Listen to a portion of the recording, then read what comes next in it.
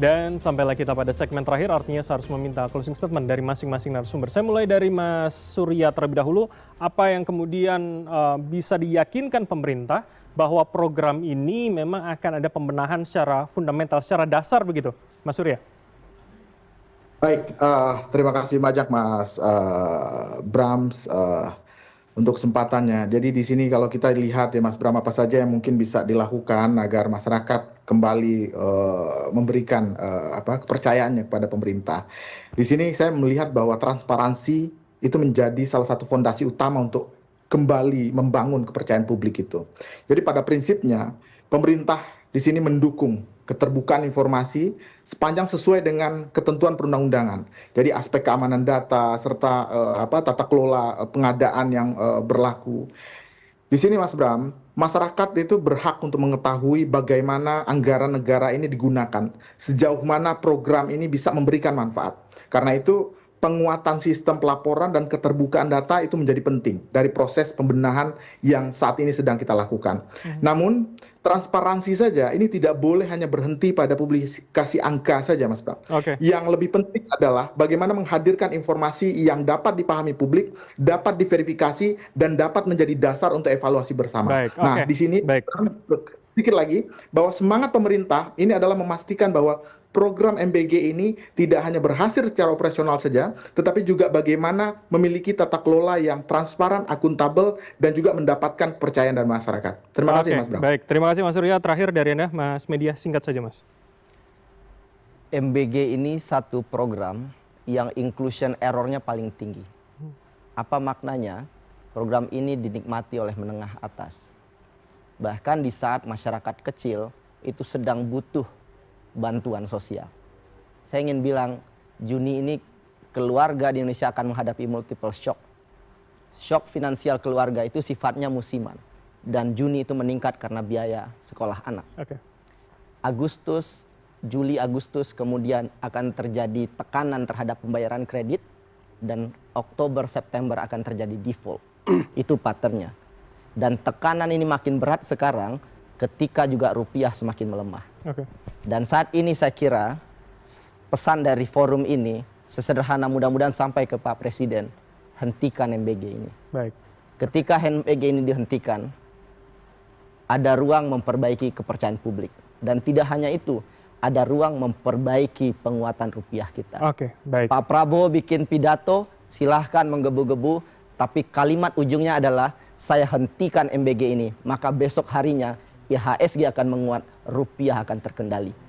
Please lakukan ini, dan ini suara dari masyarakat. Baik, terima kasih Mas Media. Bang Hensa, terakhir dari Anda Bang. Saya sepakat kalau Presiden Prabowo sebenarnya mendengarkan. Maka karena mendengarkan itu walaupun lama, akhirnya... Dari mana tahu Mas? Saya tahu lah. Dekat.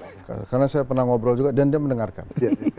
Jadi walaupun cukup lama tapi dia mendengarkan. Kemudian yang kedua, Prabowo ini memang populer sekali di kalangan grassroots.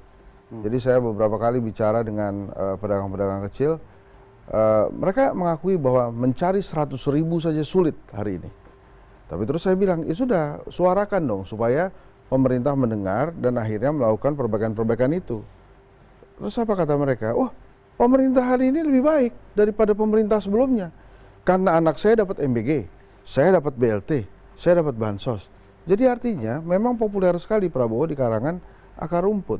Nah masalahnya adalah program MBG ini dilakukan pada saat hutang kita banyak, kemudian fiskal kita tidak terlalu baik, ya.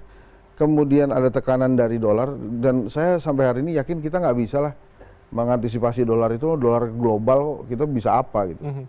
Jadi artinya, kalaupun harus dilakukan program-program yang baik, alangkah baiknya juga salah satunya yang mengevaluasi MBG itu. Mengevaluasi MBG itu tidak dihentikan 100%, tapi dilakukan pilot-pilot project, sampai kemudian ditemukan pola-pola yang baik dan bagus. Kalau memang ya ini populer dan membuat Prabowo memang citranya baik di kalangan level grassroots, maka ya silahkan saja dilakukan, tapi setelah ditemukan pola-pola yang baik. Karena ingat, pada hari ini Pak Prabowo tekanannya justru datang di kelas menengah. Kenapa? Karena mereka nggak diurus. Kelas-kelas menengah itu programnya apa coba dari pemerintah? Oke, bantuan tidak dapat, relaksasi juga tidak dapat yang seharusnya untuk Ya, kira-kira begitu, maka alangkah baiknya dilakukan evaluasi menyeluruh tentang MBG, ya itu sama sekali tidak mengganggu program Pak Prabowo, dan masih ingat juga masih ada 1 periode lagi kalau Pak Prabowo mau. Oke, baik, begitu, kami udah terima Ferry? pesan Anda. Terakhir dari Anda, Mas Nova. Untuk Pak Prabowo tentu saja evaluasi yang dilakukan itu mendapatkan banyak apresiasi di media sosial. Tetapi juga harapan publik adalah evaluasi ini tidak berhenti pada MBG saja, tapi juga pada program-program lainnya. Orang sudah mulai melihat Koperasi Desa Merah Putih, jangan-jangan akan mengalami nasib yang sama dengan MBG seperti itu. Lalu kepada BGN, sepertinya kepercayaan publik terhadap BGN belum terlalu baik ya. Saat ini pengelolaan MBG masih dinilai bermasalah, meskipun Ibu Nanik mengatakan akan memperbaiki kualitasnya, tidak lagi mengejar kuantitas. Tetapi itu semua baru akan kita lihat ketika memang ada perbaikan yang sangat fundamental. Baik. Tata kelolanya lebih baik, transparansinya juga lebih bagus, dan termasuk dalam tata kelola adalah kualitas makanan yang disukai juga tidak beracun, kayak gitu. Lalu tentu saja terakhir adalah untuk MBG secara umum. MBG secara umum ini dari awal sentimennya terlalu negatif. Bahkan dampak sentimen negatif itu tidak hanya pada pengelola MBG-nya, pada pimpinan-pimpinannya, tetapi juga kepada Prabowo kayak gitu. Nah, ketika ini bisa diperbaiki, bisa jadi ini menjadi seperti yang diharapkan Bang Hensat, menjadi kanal, menjadi katrol populasi dan popularitas dan sentimen positif pada Pak Prabowo kayak gitu. Oke, baik, Terakhir, baik. Bram, Waktu kita singkat. orang juga bertanya, berapa 100 sekian miliar yang dikorupsi Pak Dadan ini, ujungnya kemana? Apakah dinikmati Dadan sendirian?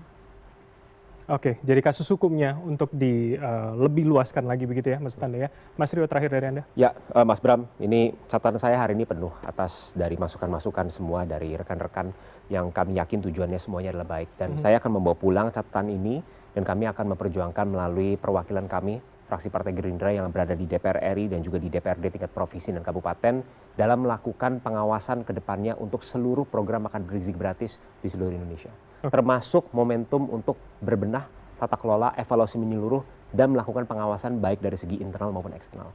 Tapi terakhir Mas Bram, saya ingin kembali mengajak seluruh masyarakat Indonesia untuk kembali lagi ke filosofi awal. Bahwa program MBG ini kita tidak menganggap ini sebagai sebuah cost center. Tapi kami menganggap ini sebuah investment center. Bahwa kita sedang berinvestasi terhadap anak-anak kita agar mereka bisa tumbuh kuat dan dapat bersaing dengan anak-anak dari negara manapun.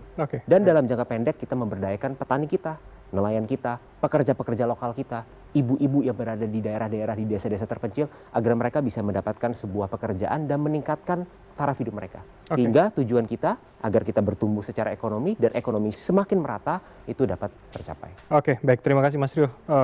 Mas Ferry, terakhir singkat Mas. Jika kita masih mau taat kepada konstitusi ya, pasal 4 itu kan bilang bahwa kepala pemerintahan itu adalah presiden. Artinya apapun pekerjaan pemerintah penanggung jawabnya adalah presiden. Jika program ini bagus yang dipuji presiden. Jika program ini gagal itu karena ulah presiden. Presiden gagal menjadi pemimpin yang mampu mengelola program ini secara baik. Jadi bagi saya himbauan nurani yang ingin saya sampaikan kepada pemerintah terutama presiden adalah jangan Presiden Prabowo bercermin di cermin retak. Dan dia percaya apa yang dia lihat, kegagahan-kegagahan yang ditampilkan di cermin itu. Tapi mulailah dia bercermin dari suara-suara yang ada di publik. Mungkin dia akan kritis dan pahit bagi presiden, pada dasarnya akan baik bagi tata kelola pemerintahan.